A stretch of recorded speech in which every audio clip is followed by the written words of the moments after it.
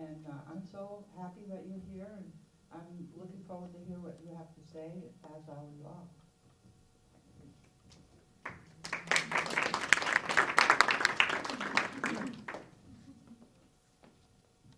So what we're going to do first is, now this is where you get to do a little exercise. How many times have you heard these things? It doesn't matter if you win or lose, it's how you play the game. You can be anything you want to be. There was a little girl who's, she was like maybe 7 years old, and her mother asked her what she wanted to be when she grows up. She said, I want to be a strong black woman. She was a little white girl. And her mother said, well, no, you can't be that. And she said, yes, I can, and that's what I'm going to be when I grow up. And the mother said, no, you can't be a leader. So then the father came in and asked her, what do you want to be when you grow up? She said, I want to be a strong black woman. And he says, well, you can't be that. And she said, well, you told me I could be whatever I wanted to be when I grow up. So everything is going to be all right. This hurts me more than it hurts you. All men are created equal. Beauty is only skin deep. Home of the free and the brave. We all have freedom of speech. So what we're going to do is I'm going to ask you all to go back into your childhood, and as you grew older, became older, some of the things that you were told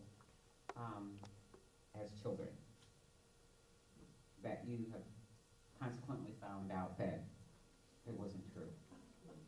So we'll do this, we'll do about 5 minutes. We'll see how it goes. Okay. Sticks and stones will break my bones, but names will never hurt me. Black neighborhoods, cities are dangerous. You need to roll your windows up because they're so dangerous. Also, you can be whatever you want to be when you grow up.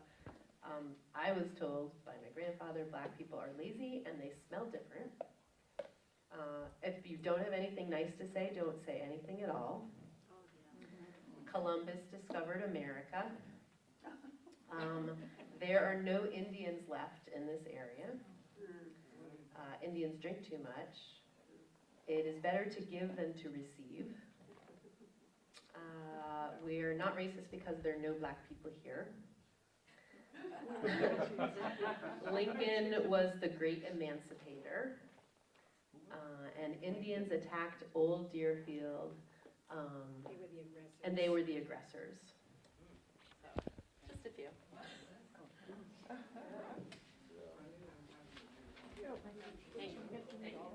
Sure.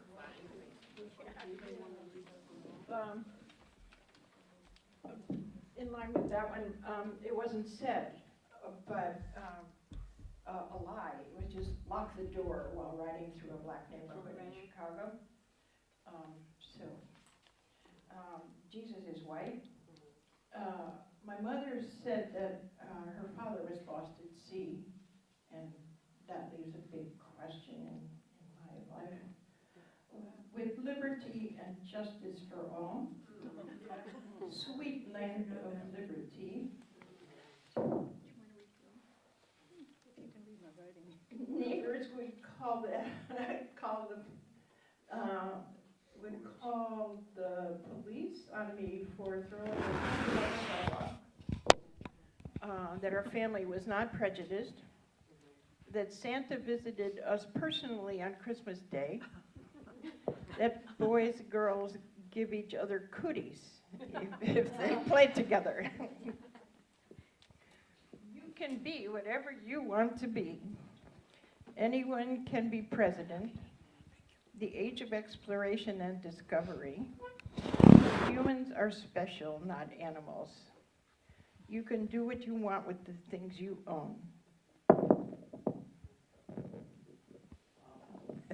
Anyway, we actually didn't share it with each other. We were all writing down stuff, but so I think we're all going to share something. If If any of you marry an Englishman, I'll come back to haunt you when I die.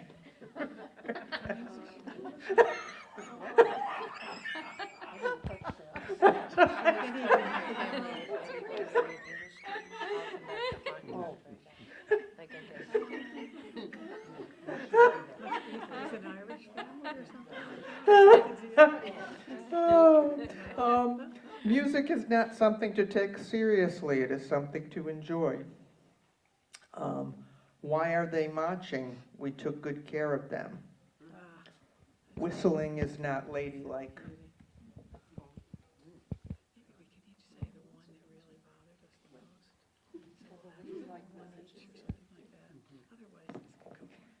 There is a tooth fairy, an Easter bunny, and a Santa Claus that comes down the chimney. This is something like other people have said. I wasn't told, but was taught to fear blacks when I drove into the city. And the last one I wrote was, boys are better. At Columbus Discovered America, there's a Santa Claus that counts my bad deeds. Women are not equal or worth educating, and if men could give birth, they would do it better than women. Finding out that the Catholic Church is the best and only religion. Protestants are sinners not going to heaven. Men are king of the castle, and mothers should stay home and be quiet.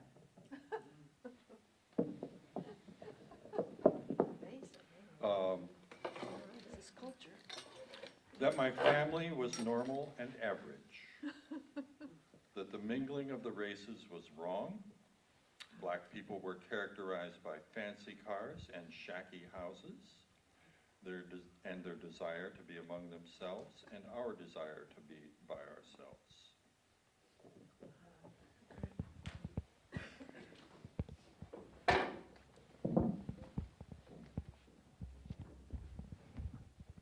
If you work hard and do things right, you will be successful in this world. Driving through Springfield, we rolled up our windows and locked the doors. The Catholic kids couldn't come into my house. I was superior to the Christians who lived in the adjacent neighborhood.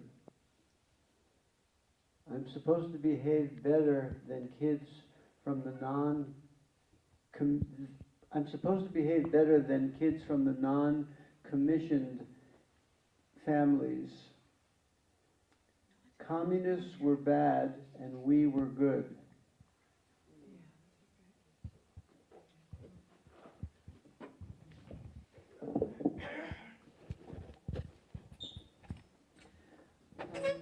God and Jesus are white, which was told through pictures and icons everywhere. You don't know what you want. The Catholic or other religions is the only one true church. There were a couple different faiths at this table. If you die unbaptized, you go to limbo.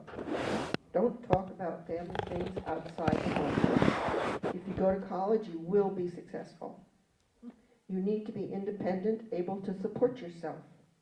That's as a woman. You need to get a husband. Also, at that time, a woman.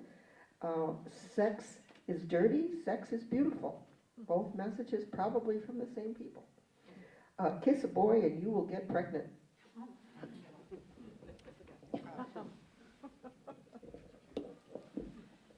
God sees whatever you do. God loves everyone. My mother was a religious school teacher and my father was the president of the Fair Housing Committee, and I was physically beaten for bringing black classmates home with me. Don't embarrass the family. And then we were always warned the block before we got to school to walk around because it was a black neighborhood.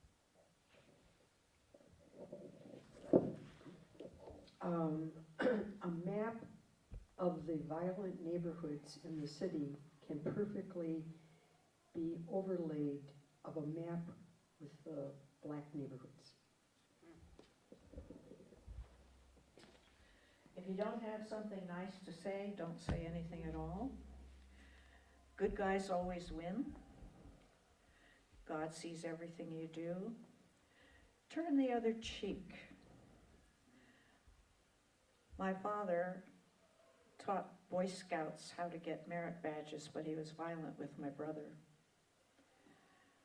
There's no segregation in our high school, but I never see blacks except in gym class. And don't play with Ricardo. You have to work hard to get anywhere, and this is the one that I think was the most injurious. Don't make waves. So just wherever, don't make waves. Be nice. Help someone who's having trouble.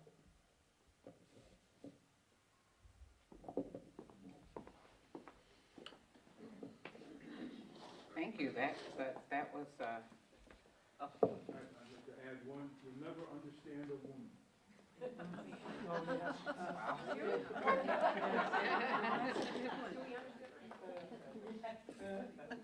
okay, so I hope that, just from listening to each other's lies that we were told, that we learned something from them.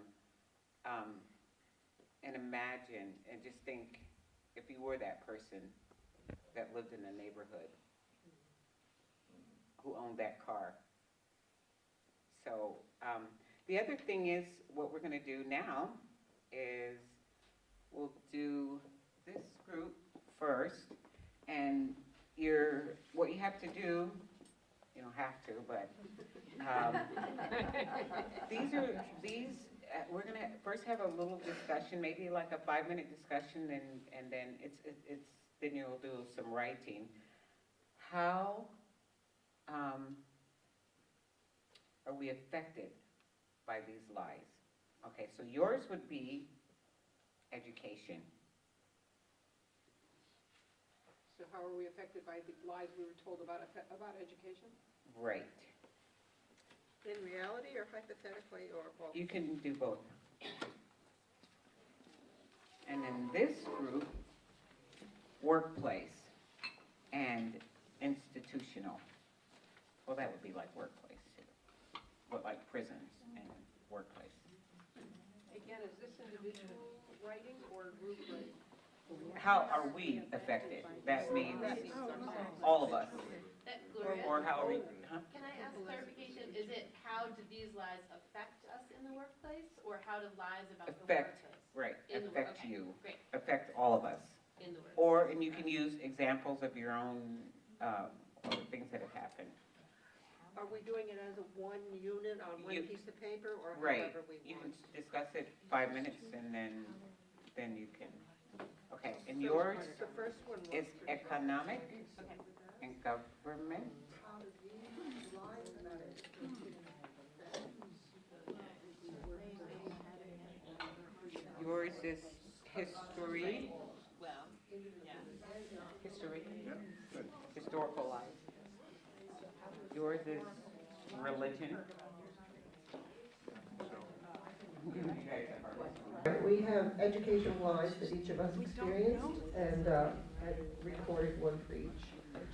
If you're not a good student, unreasonable demands around grades can affect your self-confidence, your self-concept.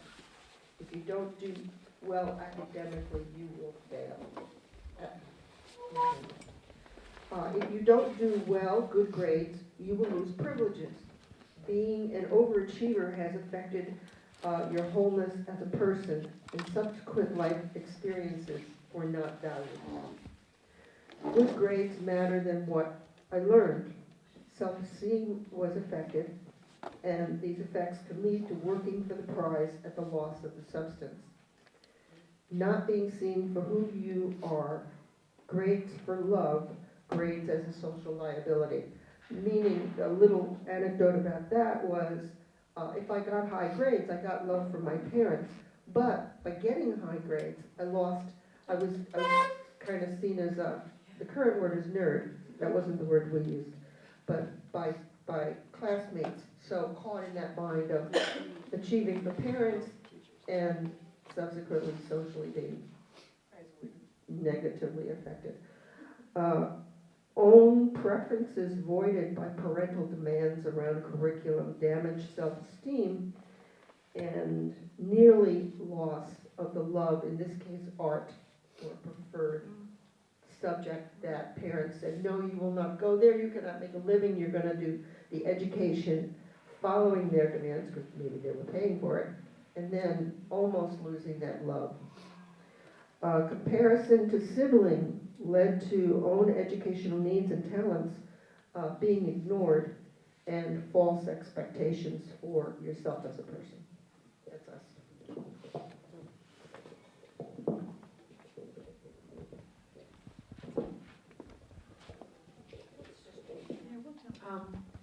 So my lifetime workplace has generally been large medical centers. And I was raised to know that America's a place of equal opportunity, and if you work hard, you'll succeed and ascend. And the corporate medical centers where I've worked are largely run by white male administrators, and cleaned, and the trays are served, and hard work is done by people of color. So it isn't an equal distribution of job benefits or ascendancy or anything of the like. And the place I work currently, it involves service to people who have been homeless, struggle with addiction, been incarcerated, and that group is very not representative of our cultural distribution. It's disproportionately people of color who are suffering. I worked for a while in a women's organization in Philadelphia. There was a staff of 23, and 16 of them were women of color. And we had a workshop once on feminism. This was the 1970s. And in the middle of that workshop, the black women spoke up and they said, feminism is just white women's excuse for finally having to take responsibility for their own lives. And you could hear a pin drop in the room. I mean, it was really dangerous territory, because they were coming out as women who had always had to take full responsibility for their lives.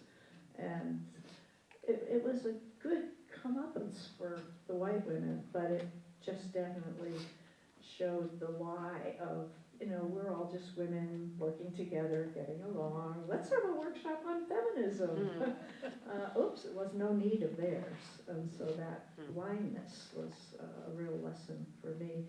And as I worked in schools with parents around protecting children from sexual abuse, I remember one black mother said, anybody tries that with my kid, I'm just going to shoot him dead. And I'm like, oh, right. South Philly, they own guns. This is not where I should be working. So it was a good experience of the different worlds that we live in. I taught school in Detroit, high school, and I guess I was confronted with my own stereotypes in a way when I had students that, if I remember thinking if I had seen Andrew on the streets, I would have run the other way because he looked violent and like a criminal, and he was a wonderful student, a wonderful young man, and it just, like, why would I have that image because, of what he looked like, so it's just these unconscious images that I have that I was confronted with, just kind of told me about my upbringing messages.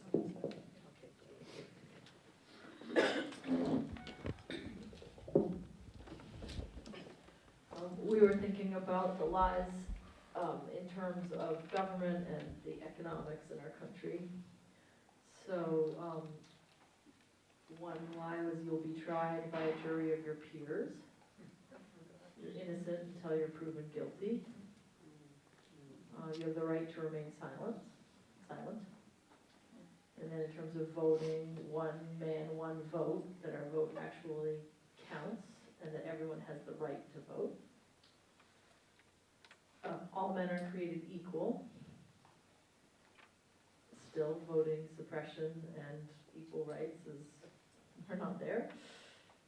Let's see, economically, the myth of fair housing, the myth of meritocracy. If you just work hard enough, you can do anything, have anything. The GI Bill, the New Deal, and Social Security was for everyone, and yet it really benefited white people most. The concept of Yankee ingenuity, just work hard, and then the idea of good credit, that being in debt is considered a strategy for some, and others it's a curse.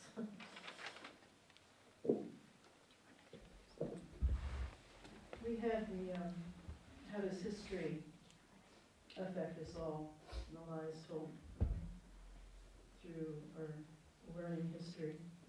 I put history in quotes. The U.S. is always the good guy. Western civilization is the apex, the very best, and history is a process of improving, always improving civilization.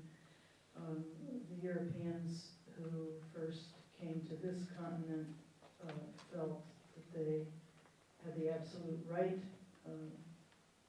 to take whatever they saw and to discover peoples who were already here. So this Eurocentric concept of discovery and supremacy that carries through things like the Monroe Doctrine, it carries through our ignorance about the devastation that the diseases that were brought by the early traders, the impact that that had on populations, such that then the next generation that came thought, oh, this is an empty land and God put it here for us to take, rather than, oh, this is a land that people like me before me have already decimated through disease. Both in terms of gender and color, we learn that pretty much everything important that's ever been invented or started in history is white and male. We have tokens like George Washington Carver, but we learn only a very tiny bit about him, or Jane Addams and Helen Keller. Again, we learn very small things about them that are not their political activism. And speaking of their political activism, we certainly have learned that socialism is bad. Women's suffrage was a white movement, is another lie. So it kind of goes into the general lies. Wars are necessary and can be won. It's a big lie. They hate us because of our freedom. I think that's basically. Yeah, because I just listened to Roxanne Dunbar Ortiz on a CD somebody gave me that was recorded quite a few, maybe at least 5 years ago. And I read her book, A Native American History of the United States. So it reminded me of her second book, which I wanted to say here. All the Real Indians Died Off. And then the subtitle is 20 Myths About America.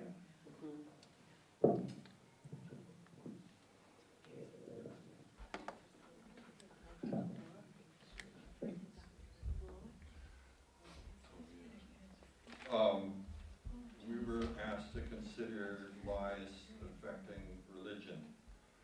And I'm going to quote MLK. It is appalling that the most segregated hour of Christian America is at 11 o'clock on Sunday morning. I think he has revealed himself to be a deeply religious man who was troubled by the divisiveness that his religion had a part in. One of the biggest myths is that the whole country was formed with the idea of promulgating the Christian empire. Right. That's the truth of the matter, and, it was, Protestant religion that was at the hub, and then they used other religions to, who administer the residential boarding schools, where all the sexual abuse of boys and girls happen to the tune of 80 to 90% of them, when 75% of all the Native children were incarcerated in those residential boarding schools, and the parents were incarcerated if they tried to liberate them from those schools. And then that is still in the Constitution. So the doctrine of discovery, that is what it says, and that lives in our Constitution and is used as a way to keep sovereignty from happening and to continue to land grab.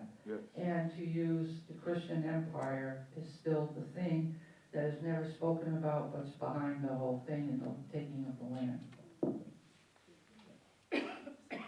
That's it. She summed it up. That's it. She's got on. Yeah.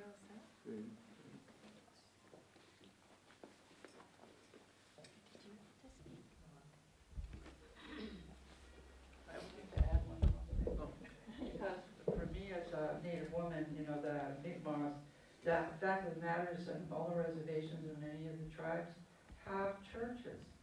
I've met people who are born-again Christians in my travels, living on reservations, and it's troubling, you know, the amount of that, you know, oppression that is going in. I just want to figure in religion that how that's so personal, like your relationship with the Creator, and to have somebody come and twist that around for you, and to make you have to figure out a way to love the creation. And then, so to me, it's a tragedy to see an elder, you know, totally give up their traditions in favor of some other culture's God or perception of God.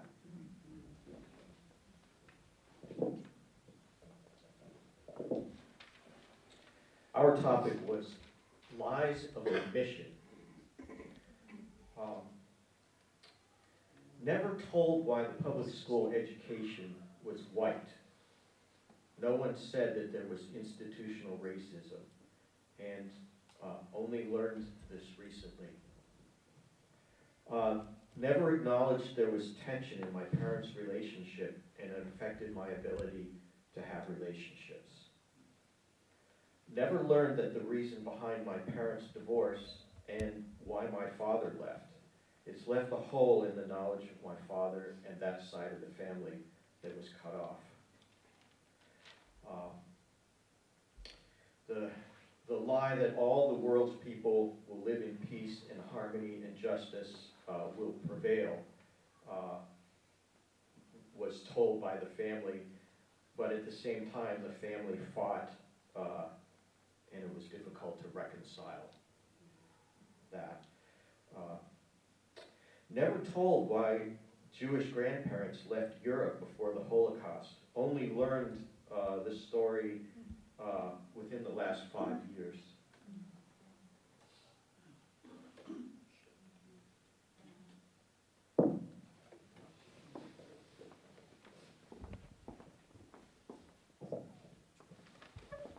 So, those were very interesting, good stuff. Just want, if you want to answer, you can. You don't have to, but to really think about it. How have these lies that you just heard affected your lives and your relationships in any way? And I can give an example. Someone in this room told me, I'm not going to mention any names, but that they wanted to have a person that was, I can't remember, it was a person that was either black or Latino, as a boyfriend, and couldn't because their parents told them that if they did, you know, they would be ousted or, you know, punished. Or so, I mean, when I say relationships, and then not just that, but your relationship with other people in the world, with black people, you know, Native people in the world. How does that affect yours? You don't have to say it out loud, but you can think on it, you know, and if you want to speak about it. I mean, yeah, how are we actually affected? Now, I don't know, I'm not white, but I can imagine a lot of the stuff is geared towards white people that are at an advantage. So some may say, well, I'm not really affected by it, by these lies. If anybody wants to speak about that, we got about, we'll do about 3 minutes. And then we're gonna move on. Naomi's gonna speak, to follow up on your exercises. Yeah. So probably almost all of these lies, I think, had led me to believe that I had earned a lot of what I have now, which I really didn't, and my parents didn't, and their parents didn't. And so the systems of unfairness and oppression and racism led my family to have really unfair advantage in almost everything, economic, education. And so my sense that I was a good person and could do anything I wanted was really buoyed up by systems that I was completely unaware of. So I would say, so that impacts me greatly, I think, and really, I think, prohibited me from building some alliances and friendships from an early age that now would have, now as a middle-aged woman, I feel a little bit like I have to remake everything. Because a lot of what I thought I had earned, I really didn't. It was handed to me in some very unfair ways. So.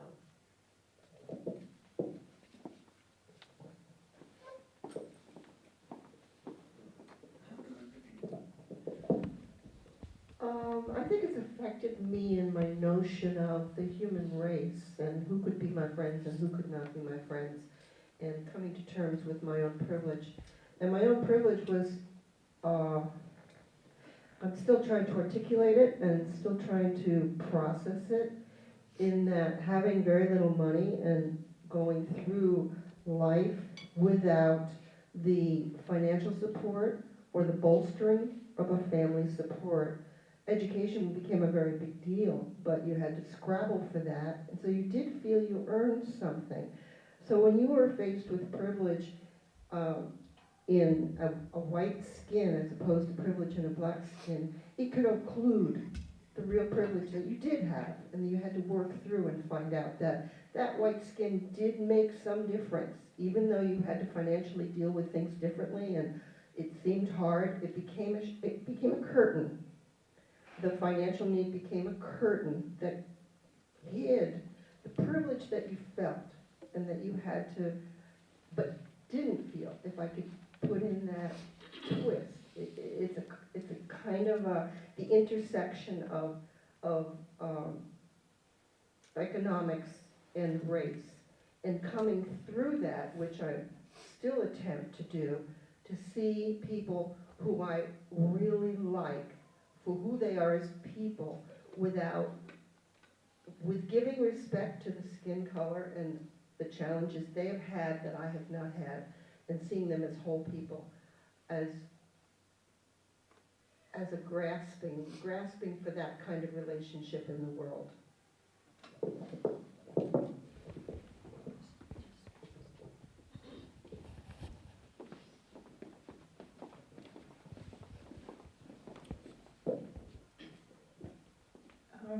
I think a big turning point for me was understanding the lies was seeing the movie Gandhi when I was in my 40s in California, and the only quote I remember is when a news person asked him, what do you think of Western civilization? And he said, I think it would be a good idea. So from there, I started learning more, and the inspiration of nonviolence and what, seeing that movie of what happens to people who claim their rights to life and freedom, set me on a road to activism and understanding more and more lives. So I met so many fantastic people who are in the struggle as activists, and that exposes more and more lies every day. And that I just wish everybody would continue opening to those lies and becoming an activist.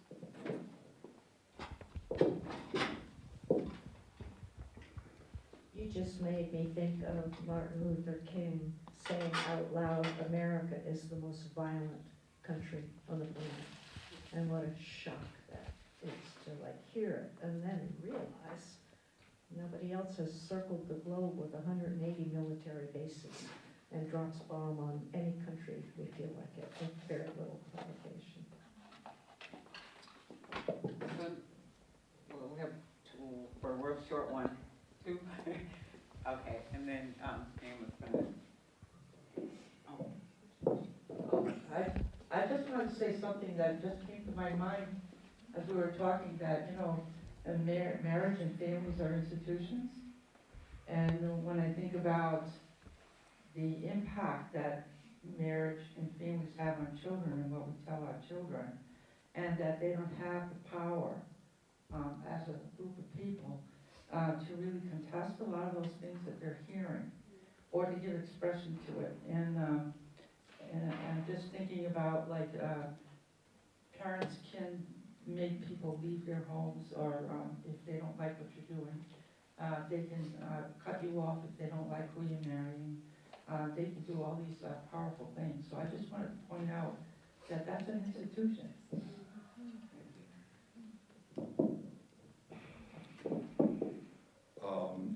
When I was first starting to really involve myself in learning about racism and how it works, a wise person told me, he said, you're going to be unlearning a lot more than you're learning. And that really fits in with all these lies. And he was absolutely right.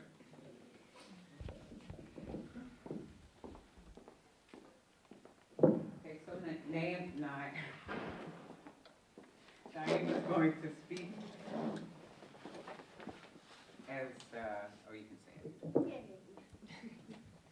Hi, I'm Naima Muhammad, and what I did was research some of the historical aspects of some of the things that have turned into lies.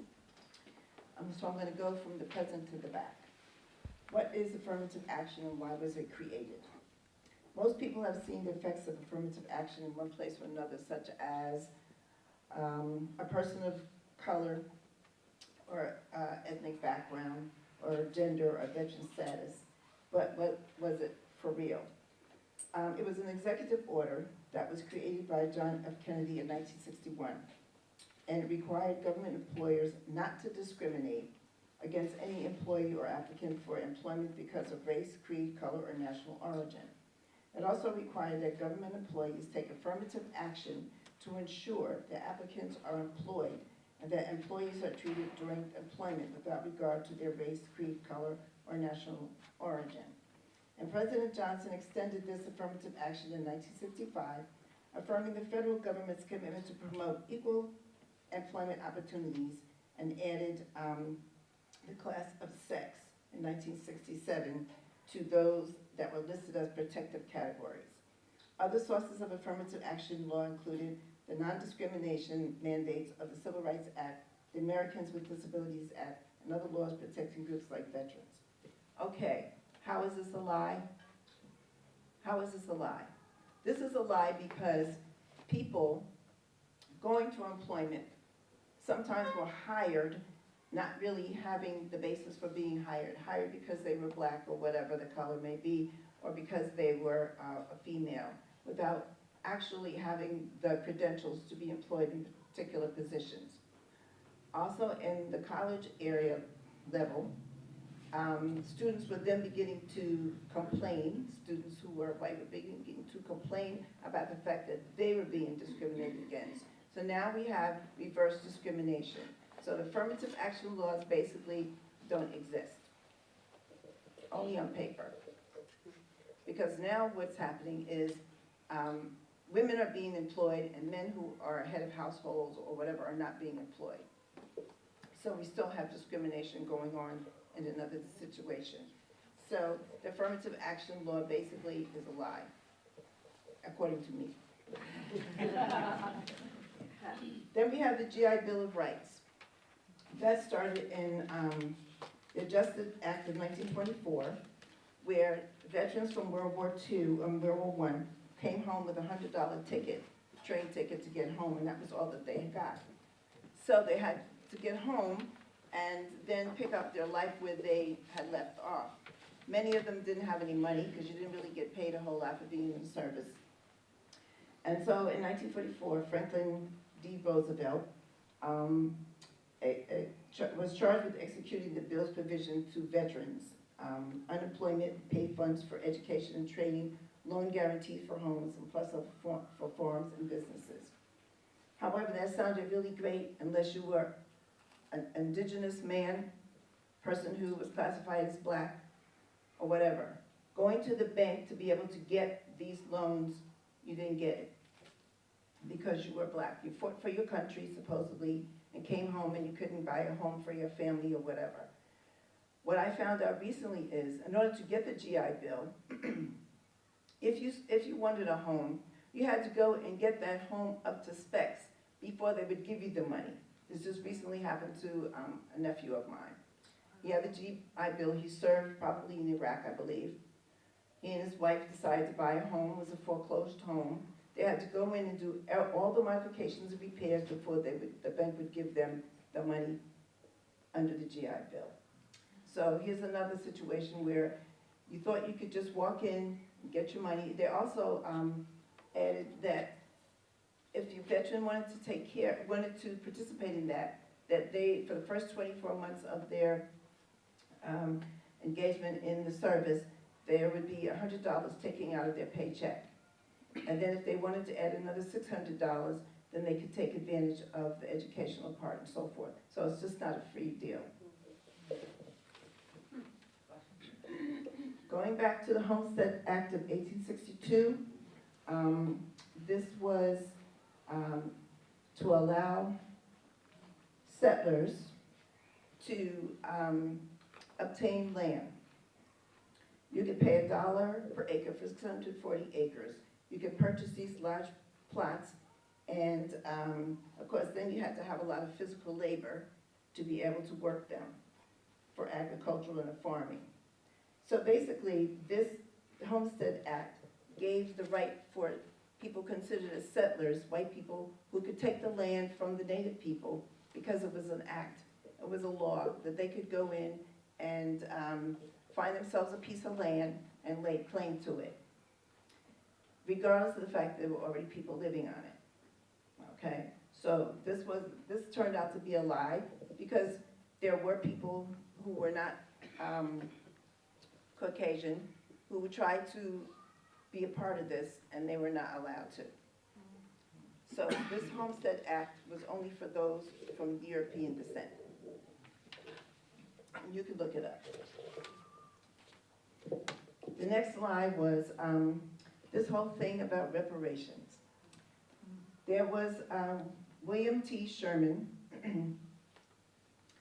the Union Army Office General, issued a special field order number 15, which confiscated as Union property a strip of coastline stretching from Charleston, South Carolina to St. Johns River in Florida, including Georgia's Sea Islands, and the mainland 30 miles in from the coast. The order redistributed the roughly 400,000 acres of land to duly freed black families in 40-acre segments. This only applied to the thousands of black refugees who had been following his army since his invasion of Georgia. He could not afford to support or protect them. So he had to figure out what to do with them. So he asked, he made this, proposed this to the president and the congregational leaders, to President Lincoln, to figure out what he was going to do with all these people. So they established this field order number 15, so that roughly 40,000 blacks, both refugees and local slaves who had been under Union Army administration in the Sea Islands since 1861, could be lifted the burden of wondering what to do with them. So they were given this land, which was confiscated plantations and all the land that were previously owned by plantation owners. So each person, after meeting with what they call community leaders, a bunch of ministers, were supposed to be community leaders at that time, roughly decided this is where the people would go.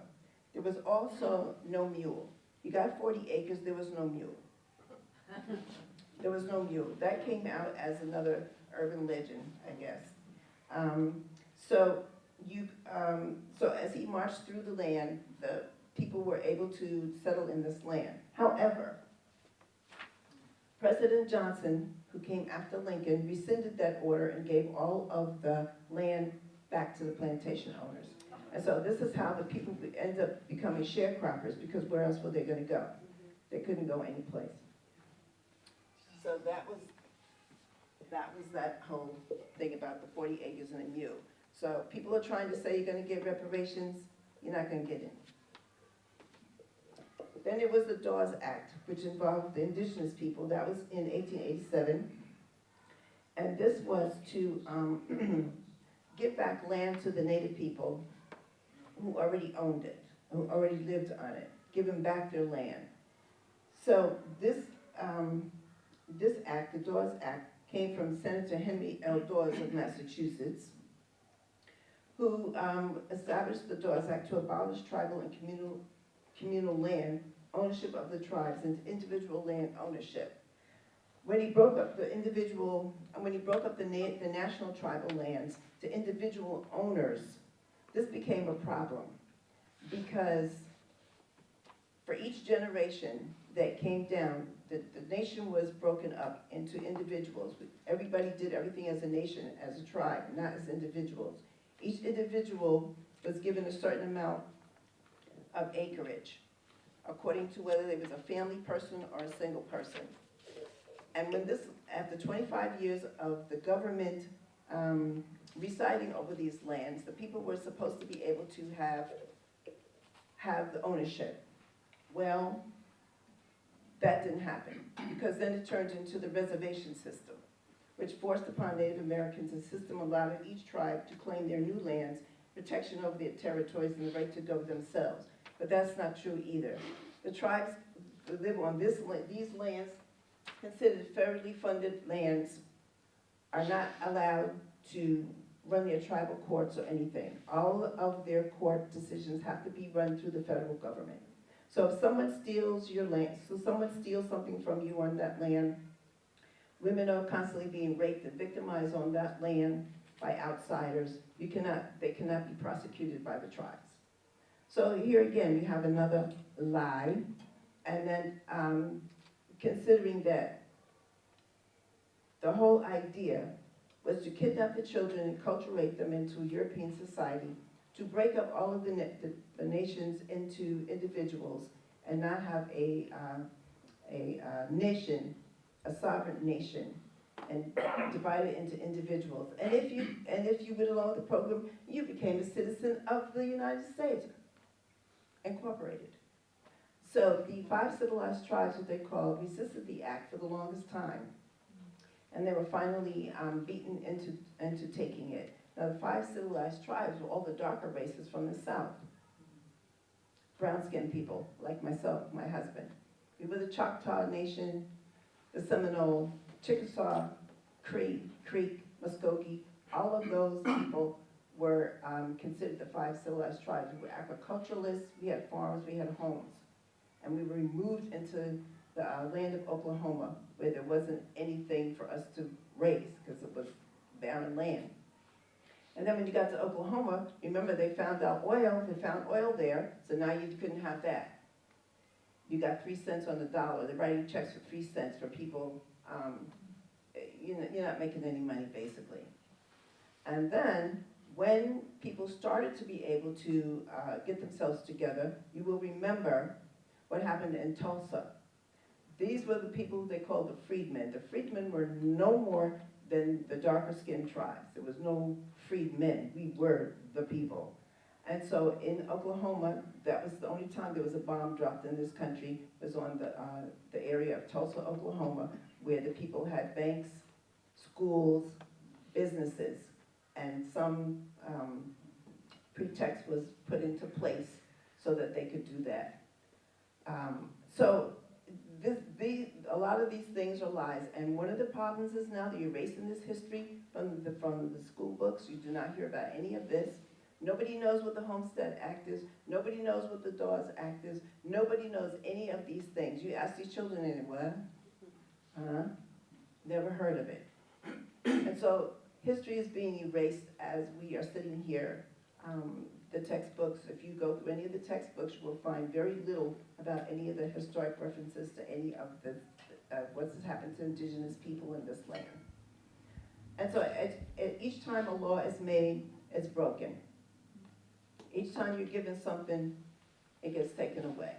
So the people that I always say, they say, oh, don't say that. I'm saying you're not going to get reparations. It's not going to happen. And that's just my opinion, but I think it's going to be true. That's all I have to say.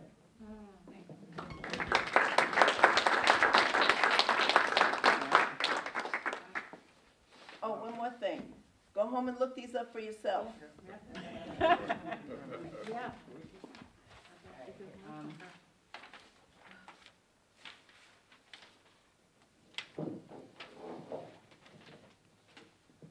So, we're going to, we start out with white lies, telling our children white lies about Santa and the Easter Bunny and all the, those things. And as the children grow, these lies fade away, but then are repeated to their children.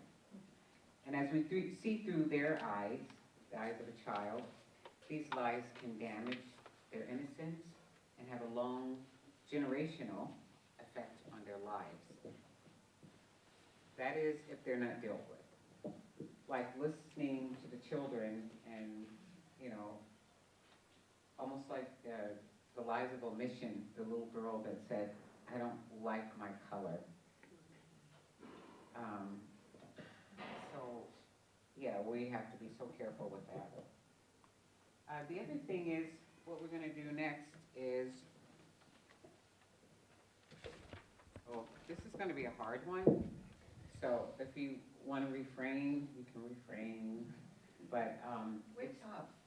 I beg your pardon? We're tough. Oh, you're tough. Okay. Remember we asked the children why they lie. Why do you tell lies? And the one little girl said, to get stuff. Mm-hmm. So why do we lie?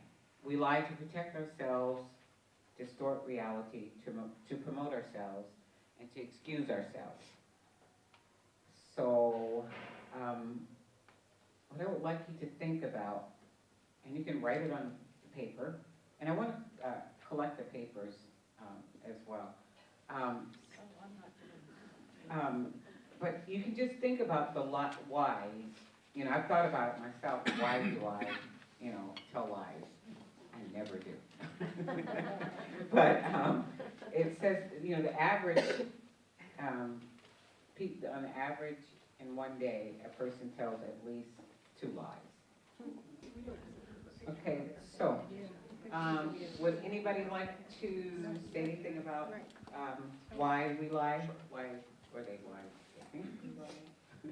Why we think we lie?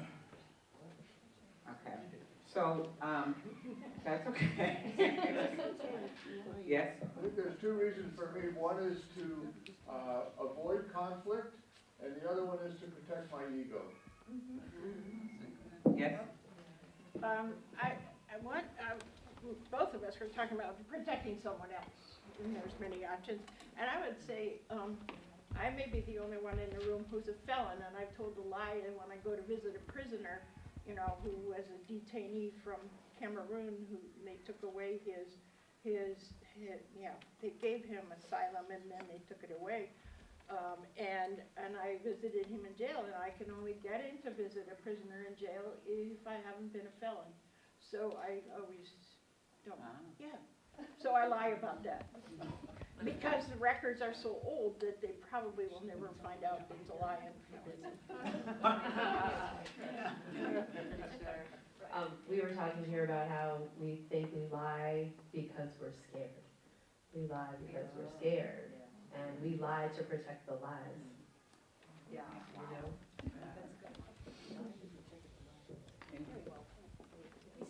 We did. This is kind of an extension of that. There's a way in which I think, can you hear me? There's a way in which I think it's important to try to be cool to not show when you feel hurt, to not show when you feel anxious or inept, and that it's part of society to try to carry on as though you're just fine, when in fact inside you're feeling like, I just blew that, I don't know what the hell I'm doing, whatever, that's a kind of deception that feels like something I'm aware of at times. It's a societal thing.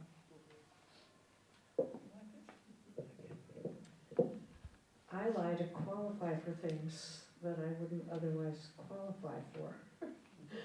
For instance, having a 529 for the son of a woman I call my daughter, because she calls me mom and grew up with me, and they always say, is this person connected by, first blood with all the other of my grandchildren, if I want to transfer money between their accounts? And I'm like, oh yes, of course she's connected by blood, because they're not going to check and they don't know, and I want the privilege of being able to do that. So, it's interesting, some of the other ones is, like you said, fear, and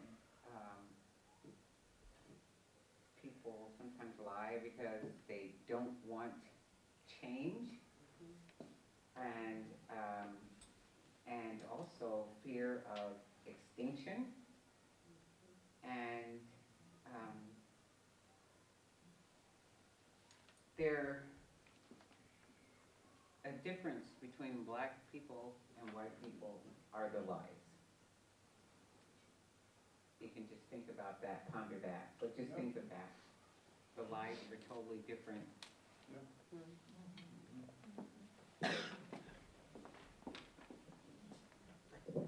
I was going to say, interestingly, as I think about this, sometimes I lie to say no to people for self-preservation. I'll tell a little white lie. Oh, I have another booking, when really I'm just totally exhausted and I want to go home and, read a novel. Why can't I just say, oh, I want to go home, I'm tired, I want to go home and read a novel, instead of saying, I'm sorry, I have another something or another. Little white lies to, who knows why, but sort of maybe cultural, Little white lies. little white lies. White lies. Are they white? I lie sometimes to myself about my mortality.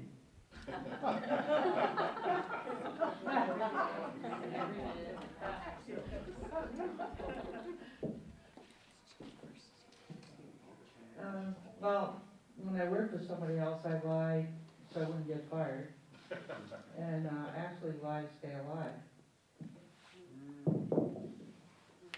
I'm thinking about this in terms of the collective lies that we tell ourselves, not just the personal ones that, we protect ourselves with. But it occurs to me that we lie to create a perception of a reality that serves the elite and not us. Correct. It's the management of the narrative that requires lies to manage us.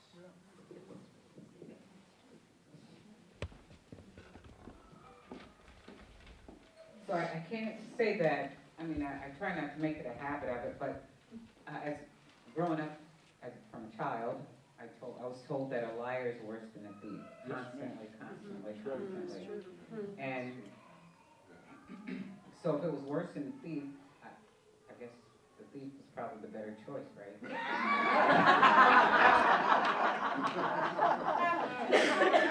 Be honest about it. Did you steal that candy, Gloria? So, this last part, we have, about a couple more minutes, about 5 more minutes. So one of the things we could do is to name some reasons that we embrace these lies, and what is the fear, which we already were told.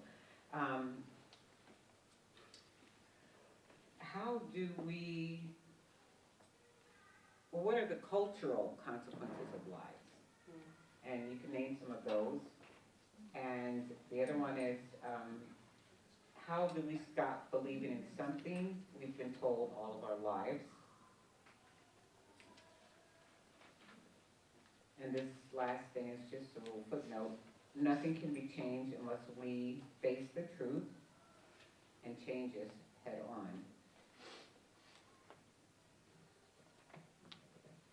So if you want to write down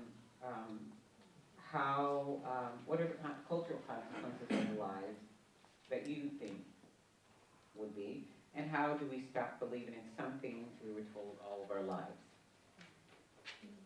One of the cultural lies that I was told when I was growing up is that we were Negroes. And the reason why we were told we were Negroes is because if you were off the reservation, you could get shot on sight. So many of my family members took the identity, excuse me, of Negroes or mulattoes so that they would not be shot on sight.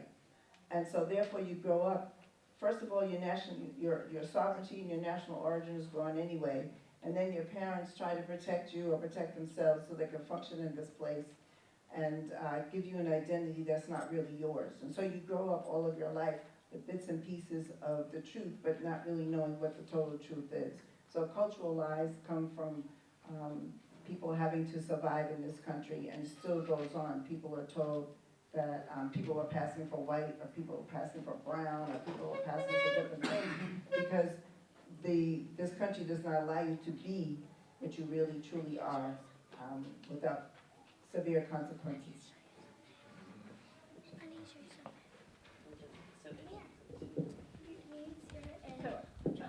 One of the first things I did was pick up a napkin, and it has these wonderful little cartoons. What's the most ridiculous thing you heard today? And so I just have to say, it's always what comes from the liar in chief, the guy who's sitting in the White House. And I don't know if some of the things he says are just plain ridiculous or they're deliberate lies. And it's always spewing hateful things that are out of reality. And I mean, it's almost painful now to me that we have talked about this, what lies we tell our children, and we haven't talked about this problem we as a country have with this guy in the White House that none of the government officials are eliminating and controlling, because it's leading us into more and more violence in the world, and violence to everybody who's not some stinking rich, super rich capitalist. So, yeah, how do we answer that?